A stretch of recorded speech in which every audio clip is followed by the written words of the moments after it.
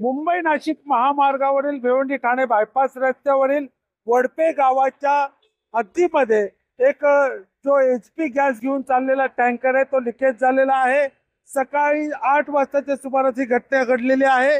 मुंबईहून नाशिकच्या दिशेने जाणारा हा HP गॅस आहे आणि यामध्ये गॅस भरलेला आहे आणि ही गळती सुरू झाल्यानंतर त्याचा उग्र वास येऊ लागला आणि त्यानंतर त्या टँकर चालकाने टँकर जो आहे रस्त्याकडेला उभा केलेला आहे। परंतु याची माहिती मिळाल्यानंतर भिवंडी अग्निशामक दल असेल, आपत्कालीन व्यवस्था असेल, तहसीलदार असतील, वाहतूक पोलीस असतील हे घटनास्थळी दाखल झालेले आहेत। परंतु या रस्त्यावरील जी वाहतूक आहे सुरळीत सुरू ठेवलेली आहे।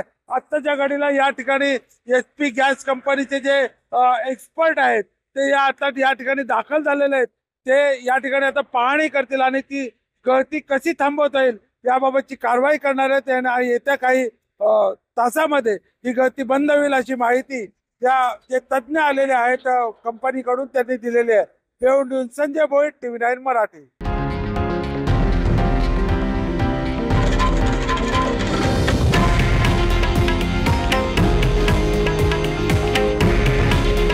हे आहे देशातील नंबर 1 न्यूज नेटवर्क आणि आपण पाहत आहात TV9 मराठी।